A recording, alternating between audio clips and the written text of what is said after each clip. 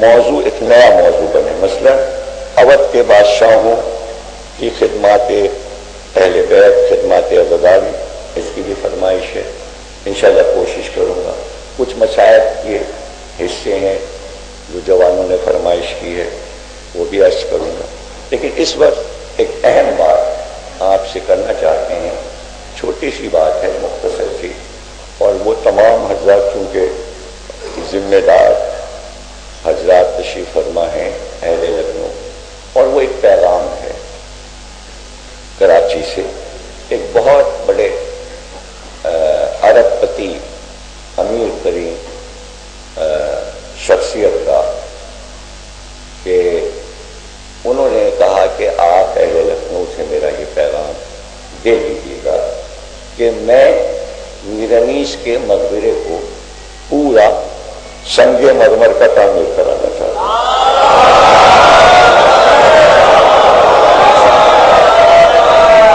اور قبر میر انیس پر میں چاندی کی زری بنوا کر پاکستان سے لا کر اس پہ چڑھانا چاہتا ہوں، اور میں چاہتا ہوں کہ میں ایک وفد کے ساتھ آؤں اور یہ کام ہو، اور ہم زیارت بھی کریں میر انیس کی قبر کی۔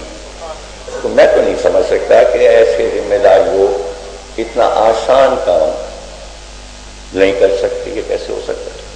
اور یہ سمجھ لیجیے کہ اگر میر انیس کا مقبرہ نہیں بنا تو یہ لکھنؤ کی پیشانی پر ایک قلم کا ٹیکا رہ جائے گا، اس لیے کہ ہندوستان میر انیس کی وجہ سے مشہور ہو چکا، لکھنؤ پورے ورلڈ میں مشہور ہے میر انیس کی وجہ سے۔ اس لیے آپ کو اپنے لکھنؤ کی جو روح ہے یعنی میر انیس، ان کی قبر آپ یہ دیکھیے کہ شیکسپیئر کا نواسا آیا میر انیس کے گھر، وہ وہاں سے چلا میر انیس کا گھر اور قبر دیکھی، تو اس نے آ کے کہا کہ بھئی ہم نے گھر بھی دیکھ لیا اور قبر بھی دیکھ لی، تو ہم نے تو یہ سنا تھا کہ اردو کا سب سے بڑا شاعر ہے میر انیس، اب ہمیں کلام دکھا دیجیے۔ تو نول کشور کی چھپی جلد بانسی کاغذ پر، نیوز پرنٹ پر، میل کاغذ پہ چھپی ہوئی کسی نے اسے پیش کی، اس نے کہا یا تو میر انیس بڑے شاعر نہیں ہیں یا آپ انتہائی مردہ قوم ہیں کہ اتنے بڑے شاعر کا کلام آپ نے اتنے گھٹیا کاغذ پہ چھاپا ہوا، اور مقبرے کا یہ عالم ہے اور گھر کا یہ عالم ہے۔ تو کہنے کا مطلب یہ ہے کہ فارنرس آتے ہیں، آئیں، تو جب اتنی بڑی بڑی عمارتیں بن رہی ہیں، لکھنؤ وہ گومتی نگر دیکھنے گیا تو میں نے کہا یہ تو پوری جنت بنی ہوئی ہے یہاں، تو کتنا کروڑوں ڈالر صرف گومتی نگر پہ خرچ میں، لائٹ پتہ نہیں کہ رات میں کچھ سمجھ نہیں آیا کہ میں کس فردوس سے بری میں آ گیا۔ تو جب یہ سب کچھ بن سکتا ہے، اتنے اونچے اونچے ہوٹل بن سکتے ہیں، دبئی میں برج العرب جیسا سمندر میں سے اٹھ کے ایک ہوٹل بن سکتا ہے، تو ان سب کاموں کے لیے تو دنیا والوں کے پاس پیسہ ہے، اور علم و ادب کی دنیا جو سجا گیا اس کی قبر سجانے کے لیے کسی میں جذبہ نہیں ہے۔ اگر کسی کے دل میں زیادہ ہے جذبہ تو پھر اس کے ساتھ تعاون کیجیے، اور تعاون یہ ہے کہ میں تو بار بار یہ کہہ رہا ہوں کہ بھائی دیکھیے سکھ حضرات یہاں سے جاتے ہیں زیارت کرنے، وہاں گرو نانک کا گھر اور ولادت گاہ بنی، وہی دیکھنے جاتے ہیں، تو پاکستان ویزا دیتا ہے۔ معین الدین چشتی اجمیری کے یہاں زائرین آتے ہیں، نظام الدین اولیاء کے یہاں آتے ہیں، پانی پت ولی شاہ قلندر کے یہاں جاتے ہیں، تو لکھنؤ والے اپنے یہاں زائرین کو کیوں نہیں بلاتے میر انیس کی قبر کی زیارت کے لیے؟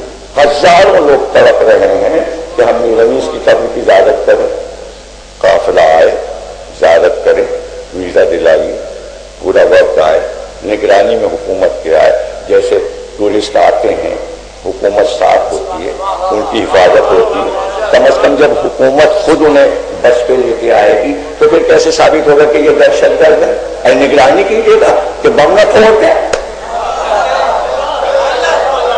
بھائی سب تھوڑی دہشت گرد ہے، لیکن سب تھوڑی دہشت گرد ہے۔ اور ابھی میں نے کہا ہے وہاں تقریر میں یہ بات کہ یہ بات تو امریکہ نے طے کر دی، انگلینڈ کی حکومت نے طے کر دی، اقوام متحدہ نے طے کر دی کہ مسلمان کے بعض فرقے دہشت گرد ہیں لیکن شیعہ دہشت گرد نہیں۔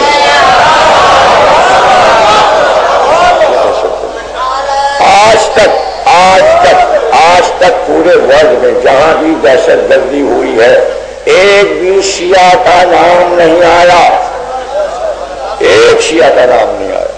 دیکھیے آج دہشت گرد بم باندھ کر اپنے آپ کو پھاڑا ہے، یعنی دھماکہ کرا تو بھی نیا چلا جائے. اور ہم جب 1400 برس سے زنجیر لگا کر بتا رہے تھے اور کمائیں لگا رہے تھے کہ بھائی خودکشی حرام ہے، ہم نے مرنے کے لیے تلوار نہیں لگائی، ہم نے بارگاہ الہی کی خوشنودی کے لیے یہ کما لگائی ہے اور زنجیر لگائی ہے. دہشت گردی میں کما اور زنجیر میں فرق کیا ہے سمجھ لیجیے. یہ فرق یہ ہے کہ ہم اپنے جسم کے حصے، اپنے کلیجے، اپنے گلے، اپنے سر کو زخمی کرتے ہیں ماتم حسین میں. تو کیا تلوار رکھنا اپنے جسم پہ جائز ہے؟ جائز ہے، قرآن میں ہے. اللہ نے ابراہیم کو حکم دیا اپنے کلیجے پہ چھری رکھ دو.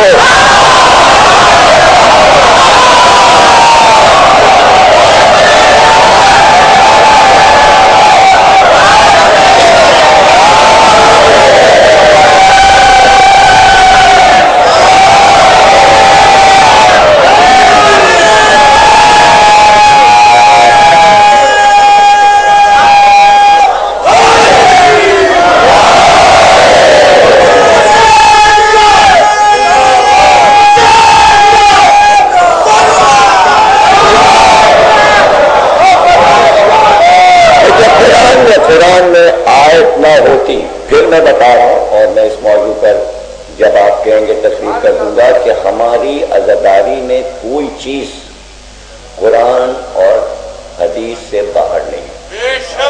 آپ نام لیجئے، میں قرآن سے ثابت کر دوں گا، میں حدیث سے ثابت کر دوں گا. ابراہیم کو اللہ نے حکم دیا بیٹے کے گلے پہ چھری رکھ دو، یعنی اپنے جسم کو تلوار کے ذریعے، چھری کے ذریعے قرآن نے حکم دے دیا. اب ہم نے تمثیل بنا لی، ہم اسماعیل کی شبیہ بن گئے. کیا ہو گیا؟ یہاں رکھ لیں، یہاں رکھ لیں، یہاں رکھ لیں، یہاں رکھ لیں. جسم کے حصے ہیں، سمجھ رہے ہیں آپ؟ تو ہم ڈرے کیوں نہیں؟ ڈرے اس لیے نہیں کہ ہمیں پتا تھا کہ اسماعیل بچ گئے تو ہم بھی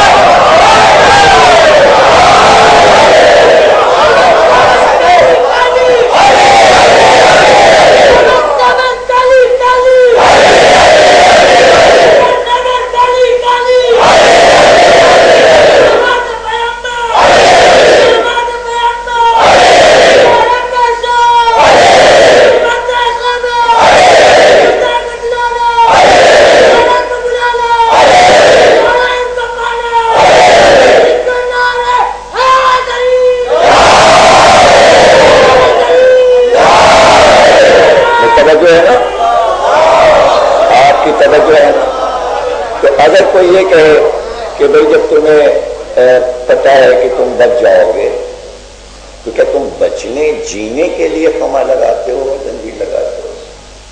تو پھر فائدہ اسی میں تو فائدہ، ارے اسی میں تو فائدہ ہے. کیا تم شہادت کے لیے نہیں خما لگاتے؟ ہاں شہادت کے لیے لگاتے ہیں لیکن جینا چاہتے ہیں.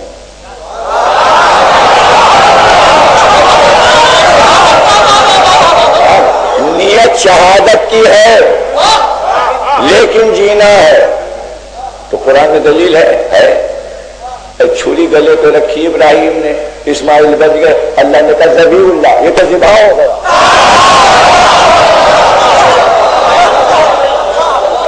تلوار رکھ لینے سے شہادت کا رتبہ مل گیا اسماعیل کو، ہم تو مار لیتے ہیں.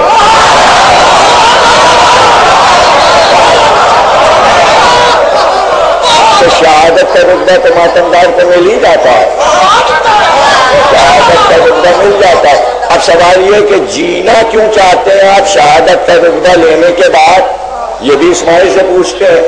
تو حدیث پیغمبر ہے، پیغمبر سے پوچھا گیا کہ اسماعیل جو بچ گئے اور شہادت بھی مل گئی، اس کے نتائج بتائیے۔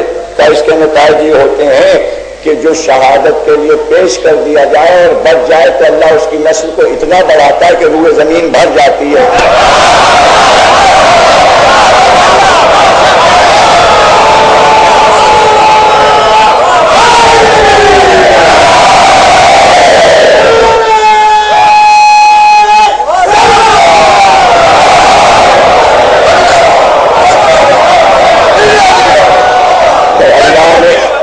اللہ نے ابراہیم سے کہا کہ جیسے زمین کے ذرات ابراہیم تمہاری نسل کو اتنا بڑھائیں گے کہ زمین پر چپے چپے پہ تمہاری اولاد بس جائے گی، تو شہادت کا رتبہ لے کے نسل بڑھی نا۔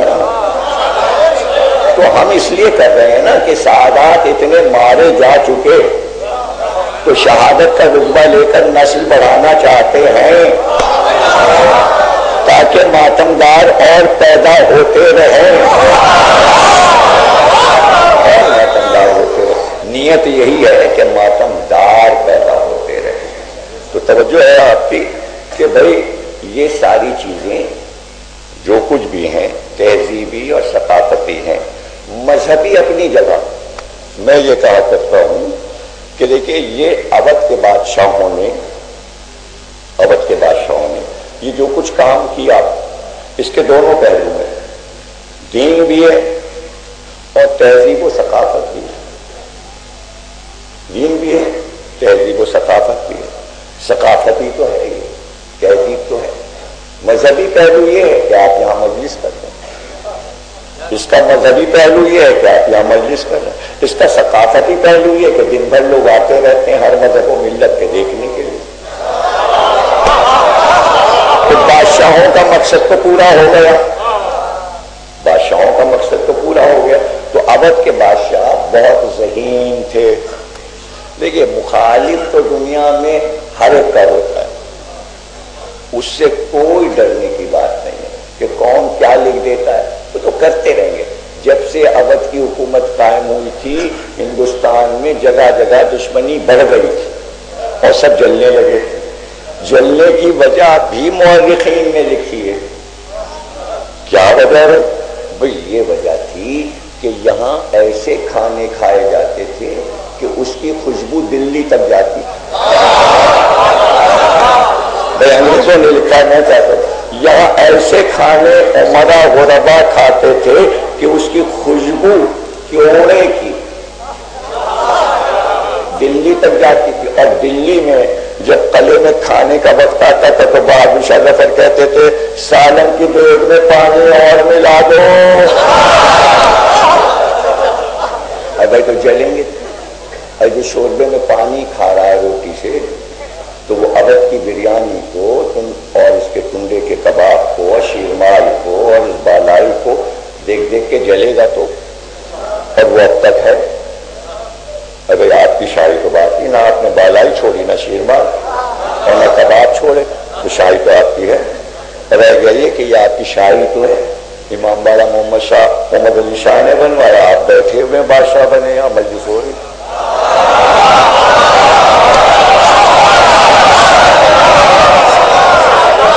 آپ کی شاہی اور شاہی امام باڑے میں بیٹھے تو کیا شاہ سے کم ہے؟ بھئی اس لیے شاہ ہے نا آپ۔ میر انیس نے بات بتا دی، اگر آپ غیروں کی تعریف کر رہے ہوتے تو آپ کہاں ہوتے؟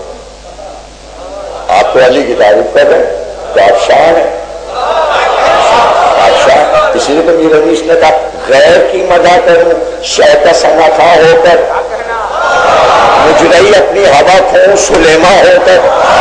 علی کی تعریف کرنے والا سلیمان ہوتا ہے، سلیمان۔ بہت مرتبہ ایک دن کچھ رنجیدہ تھے مولا علی، جناب سیدہ نے پوچھا ابو الحسن کیا بات ہے؟ کہا آج میں مسجد میں درس سن رہا تھا رسول اللہ کا، تو آج حضرت سلیمان کی بیٹی کی شادی کا حال سنا رہے تھے۔ رسول اللہ فرما رہے تھے کہ کیا کیا سلیمان نے دنیا کے بادشاہ نے اپنی بیٹی کو جہیز میں دیا اور کیسا جہیز تھا۔ بی بھی رنجیدہ ہو گئی یہ بات سن کے کہ علی نے یہ ذکر کیوں کیا. رات کو مولا علی سوئے تو خواب میں دیکھا کہ جناب سیدہ کے سر پہ تاج ہے اور شہزادی بنی بیٹھی ہوئی جنت کے زمرد کے تخت پر، اور ایک خوبصورت سی لڑکی ہاتھ میں پنکھا لیے سیدہ بی بی کو چھل لیے. تو مولا علی داخل ہوئے اور کہا سیدہ یہ لڑکی کون ہے؟ جناب سیدہ مسکرائیں اور کہا ابو الحسن یہ حضرت سلیمان کی بیٹی ہے. کیا پتہ چلا کہ سلیمان جیسا عظیم ملک کہ جو فلسطین کو تعمیر کرا رہا ہے، ہیکل بنوا رہا ہے، تو 7 منزلہ محل شیشے کا بنا ہے، جیسے آپ کا ستکھنڈا بنا ہوا ہے شیشے کا بنا ہے. یہ تو سیمنٹ کا ہے نا، چونے کا، ان کو شیشے کا. اور 7ویں منزل پر کھڑے ہو جو کام کر رہے ہیں جنات عفریت، ان کو دیکھ لیں، اور چاروں طرف سے بند، کوئی اندر نہیں آ سکتا، حکم ہے اندر کوئی نہ آئے. اور کھڑے ہوئے عصا کو لیے ایسے کھڑے ہوئے اور دیکھ رہے ہیں. جنات بھی دیکھ رہے ہیں کہ ہاں بھائی ہمارا بادشاہ. ایک دن کوئی اندر داخل ہوا. سلیمان نے وہیں سے پوچھا کون آیا؟ کون آیا؟ جواب ملا جہاں چاہتا ہوں چلا جاتا ہوں، کوئی مجھے روک نہیں سکتا. فوراً سمجھ گیا کہ اچھا ملک الموت ہو. کہا جی کیوں آئے؟ اللہ نے بھیجا ہے. کیا حکم ہے؟ سلیمان کی روح قبض کر لو ابھی اسی وقت. کہا ابھی؟ دھوپ سے ہٹ کے سائے میں آ جاؤ. نہیں بیٹھ جاؤں. نہیں، یہ جو ہاتھ میں عصا ہے اس پہ ذرا سا سہارا دے لوں. نہیں، جس عالم میں ہو اللہ نے کہا اسی عالم میں روح کھینچ لو. اور فرشتہ روح لے کے چلا گیا. اب سلیمان کھڑے رہے اور جنات سمجھتے رہے کھڑے. وہ تو دیمک نیچے سے چلی اور عصا میں لگنا شروع ہوئی. اندر اندر عصا کو کھایا. جب عصا ٹوٹا تو سلیمان کی لاش زمین پہ گری. تب انہیں پتہ چلا انتقال ہو چکا اور ہوئے بہت دن ہو گئے. وہ تو کہیے دیمک کا احسان. ہم کیا مانے دیمک کا احسان؟ ارے ہم کو تو دیمک بہت پریشان کرتا. اگر آ جائے کتابوں میں تو پھر جاتی ہے لائبریری میں تو اسے گھسنا ہی نہیں چاہیے. مدرسۃ الوالدین میں گھسی تو پورا کتب خانہ کھا گئی. وہ راجاؤں مہاراجاؤں کے زمانے کی قیمتی کتاب ہے، پرانے علماء کی، سب دفن کر دی گئی گڈھا کھود کے دیمک کی وجہ سے. یہ کم بخت دیمک جہاں لگ جائے. ابھی بلی سننے یا سو گئے؟ ابھی پھر 2 گھنٹے کی فرمائش کیوں کی؟ ارے سنیے نا، بات تو سنیے نا. دیمک کس پہ ہوا ایسا؟ جنات آئے کہنے لگے اے دیمک ہو، تم نے بڑا احسان کیا کہ ہمارے بادشاہ کے انتقال کا ہمیں پتہ ہی نہ چلتا اگر تم ڈنڈے میں نہ گھستی. تو اب ہم تم کو مکان بنانے کے لیے پانی دیں گے. تو اب آپ دیکھیں دیمک لگی دیوار کو، خدا نہ کرے یہاں نہیں اشارہ کر رہا ہوں، ادھر نہیں لگی باہر کی طرف، یعنی اس ایریے سے بھی باہر کہیں حضرت گنج لگا رہا ہے. مطلب اب آپ اسے توڑیے، اس میں سے نکلے گا پانی. یہ پانی کہاں سے لیا جائے؟ جنات دیتے ہیں، دیے جا رہے ہیں اسے پانی، اور پانی اور مٹی سے ملا کے مکان بناتی ہے. اب آپ کہیں گے ہم جنوں کو نہیں مانتے. نہ مانیں، اگر مسلمان ہیں تو مانیں گے. قرآن میں 72واں سورہ جن کا ہے، اس کا نام ہی ہے سورہ جن. تو آپ کو تو ماننا پڑے گا جنات کو، اس لیے کہ آپ کے عقیدے میں. اور جناب علی اللہ آپ ہی سے تو کہہ رہا ہے نہیں پیدا کیا.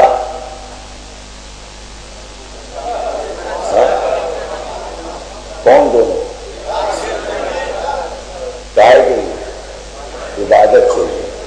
کے ساتھ جنات بھی عبادت کر رہے ہیں اور ان کو پیدا کیا گیا انسانوں کے ساتھ. تو یہ آیت تو مشہور ہے نا.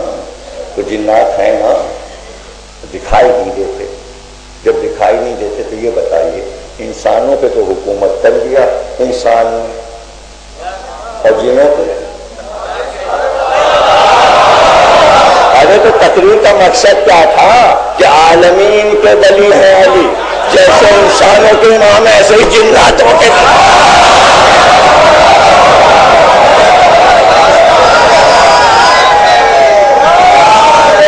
ایسے ہی.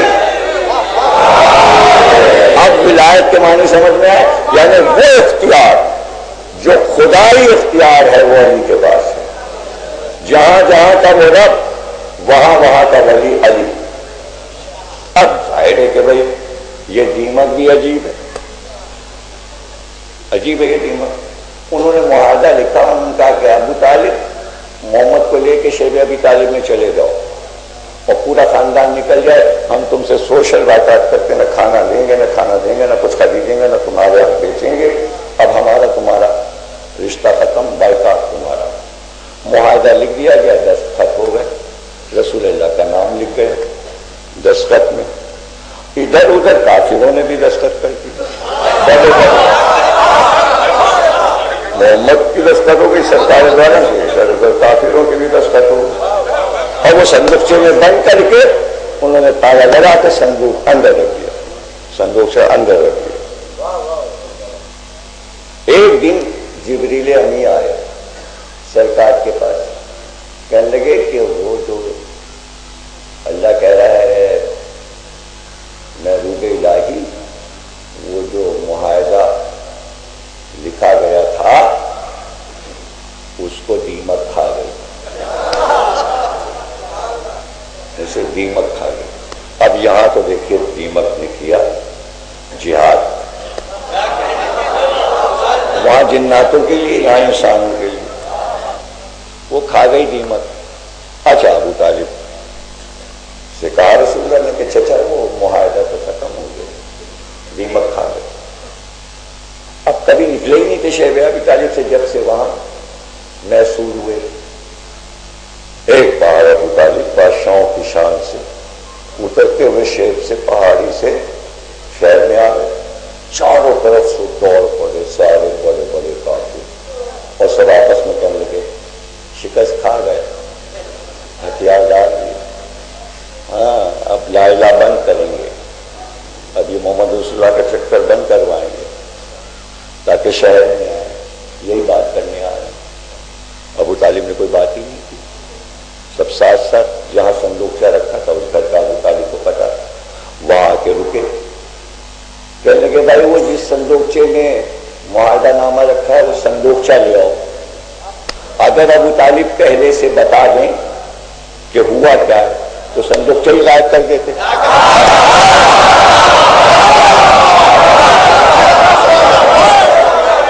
صندوقچہ غائب کر دیتے. وہ صندوقچہ لے آؤ. آ گیا, سامنے رکھا گیا, کہا کنجی لاؤ میرے سامنے کھولو. تب کیوں کھولیں, اب تو صندوقچہ آ گیا, کیوں کھولیں؟ کہ اس کے اندر جو معاہدہ ہوا تھا ہمارا تمہارا, جس پہ ہمارے بھتیجے محمد کے دستخط ہیں, تم لوگوں کے سب کے دستخط ہیں, دیمک کھا گئی, پورا کاغذ دیمک کھا گئی.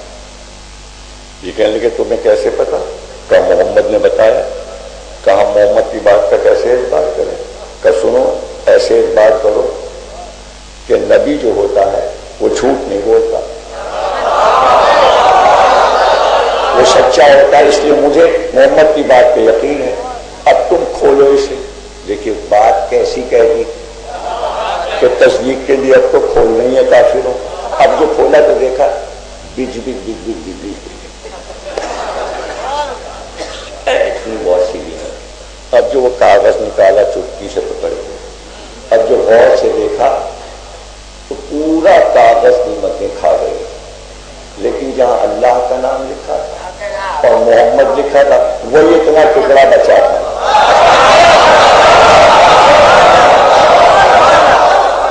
نہیں یار آپ یہ آگے والے تو ماشاءاللہ چلو بول پڑتے, پیچھے والے جو ہیں وہ پتہ نہیں, میرے خیال میں چاہ رہے ہیں کہ بس میں ختم کروں.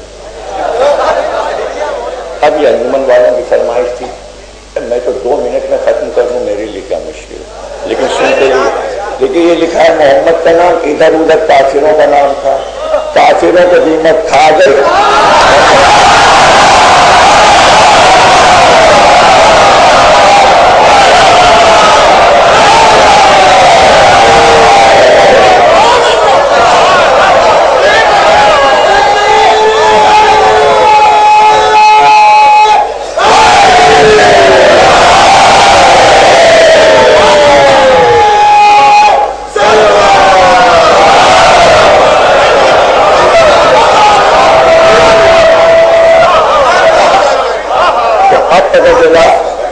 کہ اللہ جو قرآن میں یہ کہتا ہے نا کہ ہم نے کوئی مخلوق بے مقصد نہیں پیدا کی، ہر مخلوق کا کوئی نہ کوئی مقصد ہے، اور بہت سے مقصد سامنے نہیں آئے، بعد میں آ گئے. تو جس کے اللہ کو معلوم ہو کہ ہر ایک کا ایک مقصد ہے، تو وہ بات اپنے اختیار سے جو اللہ نے اس کو دیا. امام کو بھی معلوم ہو، امام کو بھی معلوم ہے کہ اس کا کیا کام ہے اور اس کا کیا کام ہے. تو اب امام اگر ذوالجناح کو لے جا رہے ہیں تو اس کا کوئی کام ہے، ایسا کام ہے کہ اب تک نہ ہے.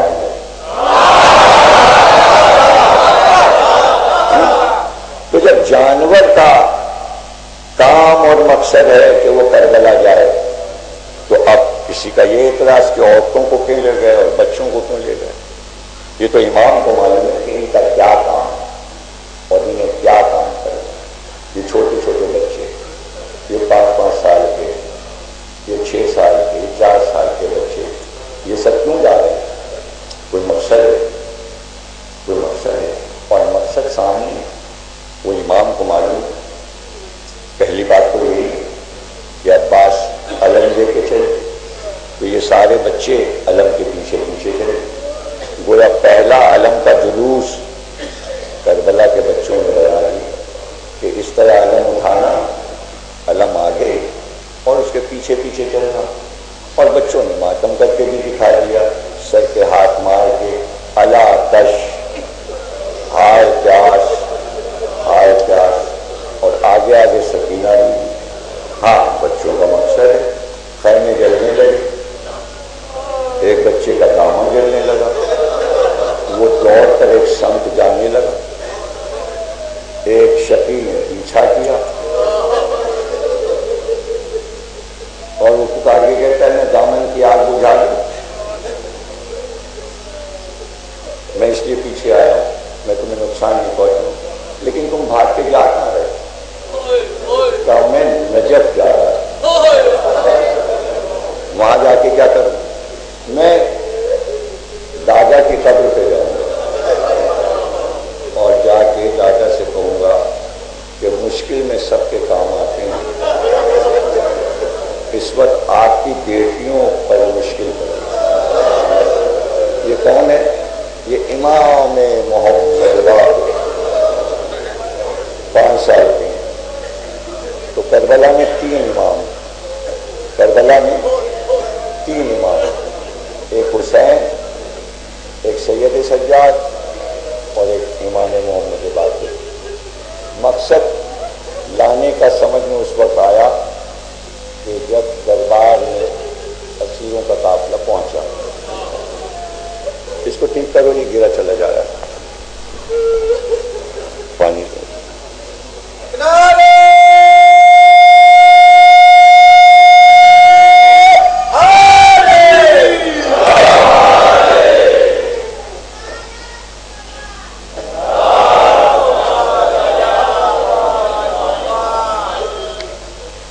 جناب سید سجاد کا خطبہ ہوا، حضرت زینب کا خطبہ ہوا.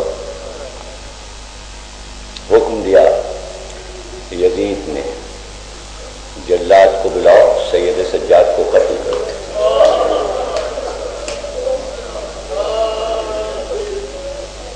جب حکم دیا تو اس وقت اسیروں میں سے ایک بچے کی آواز آئی اور لوگ چھپ چھپ کے دیکھنے لگے کہ چھوٹا بچہ کیا بول رہا ہے. فصاحت اور بلاغت تو وہی بنی ہاشم ریشم کی تھی نا، تو غور سے لوگ سننے لگے بچہ کیا کہہ رہا ہے۔ بچہ کہہ رہا تھا اے یزید، تو نے میرے بابا کے قتل کا حکم دیا ہے، لیکن پہلے مجھ سے ایک بات سن لے۔ جب فرعون کے دربار میں موسیٰ اور ہارون پہنچے تو درباریوں نے اور فرعون نے طے کیا کہ ہارون و موسیٰ کو یہیں قتل کر دیا جائے دربار میں، لیکن وہ لوگ موسیٰ اور ہارون کو قتل نہیں کر سکے۔ جب یوسف کے بھائی یوسف کو لے کر جنگل میں گئے تو ارادہ کیا کہ یوسف کو قتل کر دیں، لیکن وہ یوسف کو قتل نہیں کر سکے۔ سنیے بھی، فرعون اور فرعون کے درباری نبی کو اس لیے قتل نہیں کر سکے، یوسف کے بیٹے اولاد نبی کو اس لیے قتل نہیں کر سکے کہ وہ سب حلال زادے تھے۔ معصوم نبی کی اولاد کو وہی قتل کرتا ہے جس کی ولادت میں نجاست ہوتی ہے۔ جلاد واپس ہو گیا، حکم یزید سے جلاد واپس۔ دربار میں جہاں سفرا بیٹھے تھے وہاں ایک بچے نے دلیل کے ساتھ شجرہ بتا دیا۔ اب الزام آ رہا تھا، اب سمجھ میں آیا کہ بچوں کو حسین کیوں لائے۔ یہ تو امام تھے، لیکن سوچنا پڑتا ہے کہ سکینہ کو کیوں لائے، سکینہ بی بی کو کیوں لائے تھے۔ سکینہ بی بی کو اس لیے لائے تھے کہ قیدی آزاد کیسے ہوں گے، کیسے آزاد ہوں، یہ قید ختم کیسے ہو۔ اللہ اکبر۔ ایک چھوٹی سی بچی، چھوٹی سی شہزادی معصوم سکینہ، بڑے بڑے لوگ اگر تھوڑے سے مسائل پڑھتے ہیں تو بے قرار ہو جاتے ہیں۔ صرف ایک بار بیٹھ کر خاموشی سے اپنی جگہ پر یہ سوچئے گا کہ 4 سال کی بچی نے کتنی مصیبتیں دیکھی۔ مطلب ساری روایتیں پڑھنے کی ضرورت نہیں ہے، صرف اتنا آپ بیٹھ کے سوچ لیجیے گا کہ ایک 4 سال کی بچی نے کتنی مصیبتیں دیکھی۔ اب سن لیجیے کیا کیا مصیبتیں دیکھی۔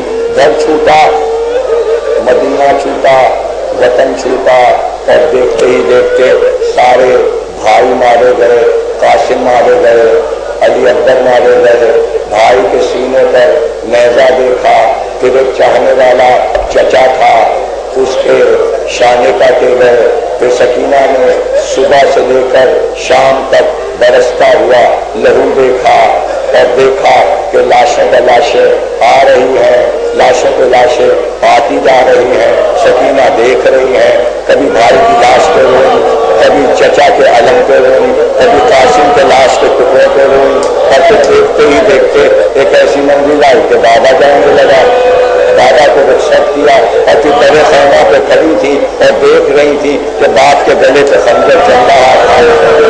پھر شام آئی، خیمے کو جلتے ہوئے دیکھا، خیمے سے شعلے اٹھتے ہوئے دیکھا، اور پھر مقتل میں گئی اور پھر بابا کا لاشا تیروں پہ دیکھا، سر کٹا ہوا دیکھا، گلا کٹا ہوا دیکھا، اور خود پیاسی ہے، 4 دن سے پیاسی ہے، پانی پیا نہیں، کھانا کھایا نہیں، اور مصیبتیں سکینہ کی کتنی ہے۔ اور پھر اس کے بعد بابا نے جو پیاس سے گنگے پہنائے تھے، جو مانگتے نے شہر نے چھین کے لے لیے، کانوں سے لہو بہنے لگا، کانوں سے لہو بہنے لگا۔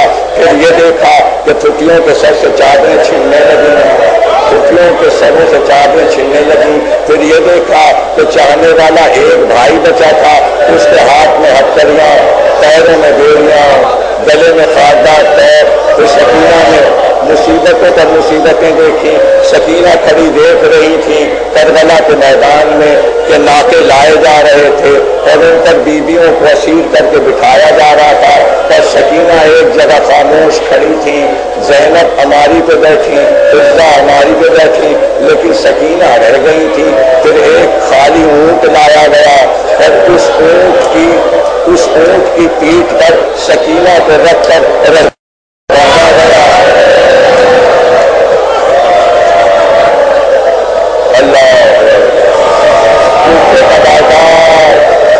صفے کا بازار، شام کا بازار، سکینہ اگر پانی مانگتی ہے تو تاجیانہ کرتا ہے، اللہ اکبر، پیاسی بھوکی 4 سال کی بچی کیا کیا مصیبتیں دیکھتی ہوئی دربار میں آ گئی، دربار میں آئی تو کتنی بڑی مصیبت دیکھی، کان سے لہو بہ رہا ہے، گلا چھلا ہوا ہے، اور اس عالم میں اسیروں کے ساتھ کھڑی ہے، اور ایک بار اب جو قیامت دیکھی سکینہ نے تو یہ دیکھا کہ سونے کے تشت میں ایک سر پیش کیا گیا، یزید نے چھڑی سے اس کا خانپوش ہٹایا تو وہ تو سکینہ کے دادا کا سر تھا، اب کٹا ہوا سر سکینہ دیکھ رہی، اور پھر سکینہ نے یہ دیکھا کہ شمر نے وہ چھڑی ہاتھ میں لے کر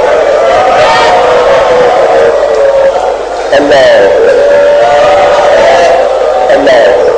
سکینہ مصیبتوں پر مصیبتیں دیکھ رہی، اور پھر قید خانے میں آئی، قید خانے میں آئی جب اتنی مصیبتیں دیکھ چکی ہیں سکینہ تو یہ بتائیے رات کو نیند آئے گی؟ دن کو نیند آئے گی؟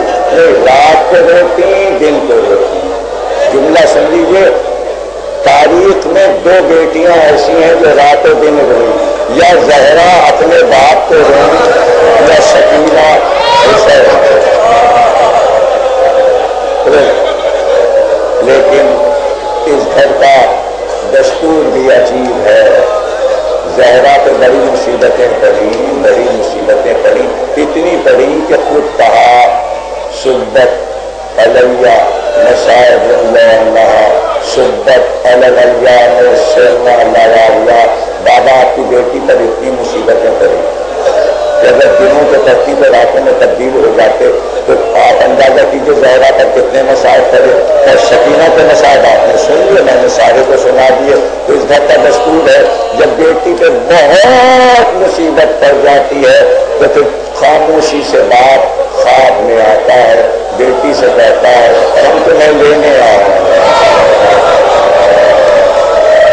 اور وہ چیلم قریب ہے، 2 دن رہ گئے، الوداع ہے، اور گریہ کر لیجیے تاکہ حسرت نہ رہے کہ ہم حسین کو اسلحے چیلوں میں رو نہیں سکے، چل ہی تو جملے رہ گئے، اور آپ کے لیے دعا کرنا ہے، اور غور سے یہ جملے سن لیجیے کہ ایک دن رسول اللہ آئے اور صبح کو اٹھ کر جناب سیدہ نے کہا ابو الحسن وصیتیں سن لیجیے، مولا علی نے کہا کیوں آپ یہ سب کچھ کہہ رہی ہیں؟ کہا رات کو بابا خواب میں آئے تھے اور کہا سیدہ تیری مصیبت کے دن ختم ہو گئے، میں کچھ تو نہیں آیا۔ اب آپ سوچئے کیا مصیبتیں پڑی ہیں، تسلیاں شہید ہوئی، دروازہ جلایا گیا، گود میں بیٹا محسن تھا، وہ ماں کے سامنے گود سے گر گیا اور مارا گیا، گود سے بچہ گر جائے اور ماں کے سامنے اس کو جلتا دروازہ گرا دیا جائے، کیا کیا مصیبتیں سیدہ نے دیکھی، علی کے گلے میں رسی دیکھی، دربار میں کھڑے رہنا پڑا خطبہ غضب دیتے ہوئے، کیا کیا مصیبتیں سیدہ پہ پڑی، لیکن سکینہ پہ کیا مصیبتیں پڑی آپ وہ سن چکے۔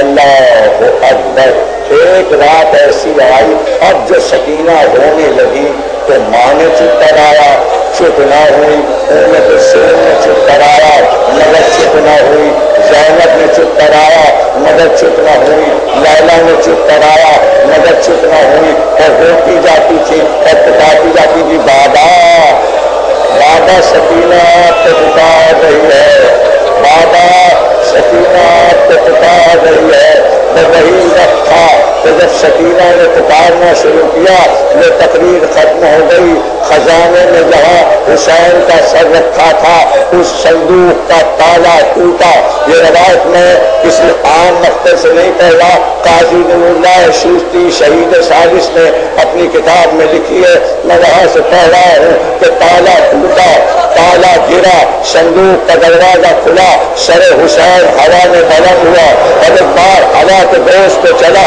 جب قید خانے کے دروازے کے پاس پہنچا تو قید خانے کا تالا ٹوٹا، دروازہ کھلا، ایک بار اندھیرے زندہ میں روشنی پھیلی، سکینہ نے پکار کے کہا تجھے اماں بابا آ گئے، تجھے اماں بابا آ گئے، ایک بار سکینہ نے اپنا دامن پھیلایا، سر حسین